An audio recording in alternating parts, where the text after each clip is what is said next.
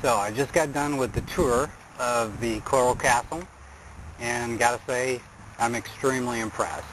Our tour guide seemed to be very confident that he knew exactly how Ed Leedscallion did all of the building and construction and raising for the Coral Castle, but yet most of what was done and how he did it is still a mystery. We do have a couple of very good examples of the techniques he used, clear evidence based on the chisel marks and what have you of the way he was able to cut the rocks, quarry the rocks. We have examples of a quarry right here, and we definitely have still a mystery. So we like to go through all of the examples, see how it was done to our knowledge, and see if there's a way that we can fill in the gaps. First, before we talk about the tools, let's talk about the man. Ed Leedscallion was born in Lafayette on January 12th, 1887. He took 30 years to build the castle when he got to Florida. He died on December 7th, 1951, possibly due to malnutrition or other health issues. And he was only about 5 foot tall or so, very short man. He created the entire Coral Castle. He took all of his own photos of himself, and he took it with a little self-timing camera. There's him just relaxing on one of the chairs that he made.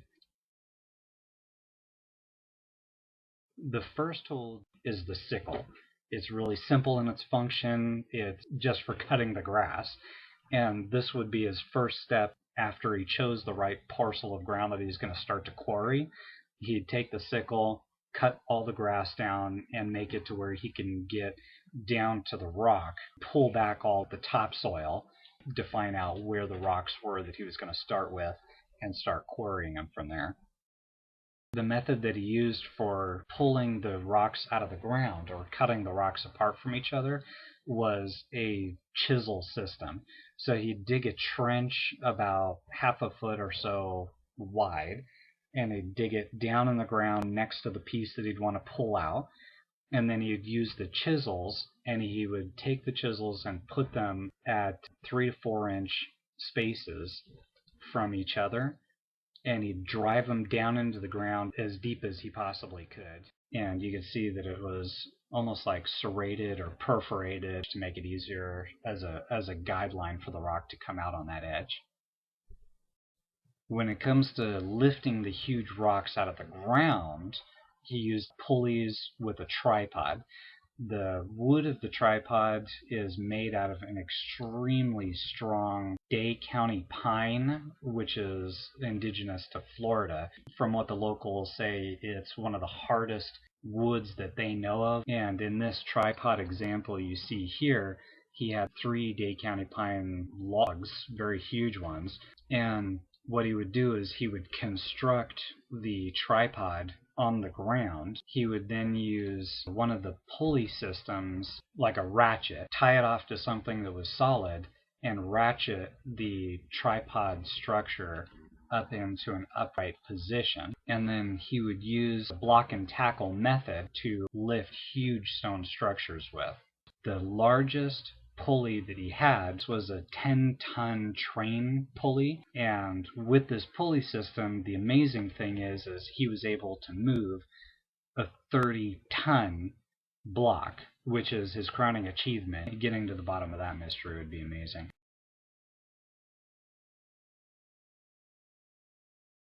And now for the electricity section of Ed's tool room. The most amazing part about what Ed did with his work there.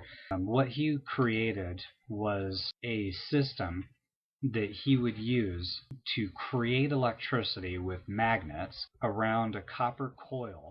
He would use a capacitor to store the electricity that he created with his hand crank. And as you can see in this example of this picture, with the bicycle in the lower left-hand side, he's got the pulley directly above where the bicycle and the capacitor is, and then he's got the winch just behind him, just above his head right here. Now you can see he was using this for some particular purpose with his work, because he's obviously using the hand crank with the tools that were used to move the massive stones. Some people have proposed that this generator was simply for creating a small amount of electricity to run a light bulb for a short amount of time, or to run his crystal radio, which he created. But the fact that you can see in the picture that he's using it with the winch and the pulley and some other pieces of equipment shows that he did use it somehow in the moving of the stones for the coral castle. To the left of the generator, there is a post that was concreted into the ground, and it's hollow on the inside, and it's believed that he would take the copper coils of wires and the capacitors and put them next to the generator, either in or on this special tube. On this panel is a lot of various types of capacitors and copper coils of wires that he would use. Not all of them are known in what their particular purpose was, but then again, those who know very much about the castle will presume that it was done mostly for his crystal radio, which that's possible, but at the same time not very plausible. If it's here in his tool room, it had a particular purpose that he used it for. One of the most amazing things that I saw while I was there, and one of the reasons why I wanted to go to the Coral Castle in person, is to see what I would be able to notice in his tool room. One of the first things that I noticed is on the wall to the right, next to the 10-ton pulley, there's a bunch of wound up copper wires. Some are of thin gauge, which you can see behind, and others are of a thicker gauge, almost a 1/4 inch wide, so fairly thick, of a heavier gauge. Now the thinner wire, it said that he used that as a wire that he would string from the highest points in his castle to use as an antenna for listening to the crystal radio that he made. Now on the other hand, the larger gauge copper wires are of more unknown usage, and I suspect that he used the larger copper wires to somehow move the rocks. Now how this is done, of course, if it can be duplicated, then the mystery would be solved. If it can't be duplicated, then it still remains a mystery. And as you look around again, I saw on the opposite side of the room a large press that could have been used to straighten out those large copper wires to be reused again to wrap around other large stones.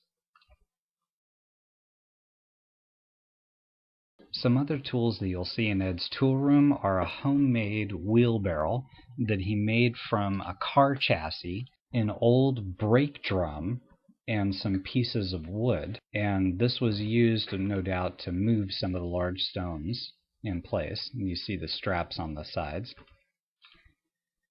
There are other tools that were around Ed's tool room that I currently do not know what they were used for or what their purpose was, and the tour guides that I inquired didn't know their exact purposes. We have ball peen hammers, we have something that I found out was later used as a window around the upper stories, gears of all kinds, chains of all kinds, lots of scrap metals that were repurposed for other things. One of the things that I saw while I was there was something that he completely made up.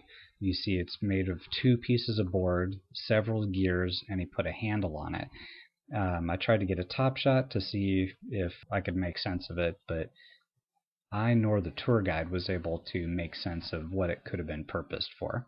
He no doubt used these simple tools to make the incredible and beautiful coral castle that we see still standing to this day. And the fact that it is open to the public for display is a great gift that we have with us. And if you have the opportunity to go there and see it for yourself, there's far more there than I could ever explain on any videos. But you will enjoy the experience. Please subscribe if you like what you see. There will be more videos to come.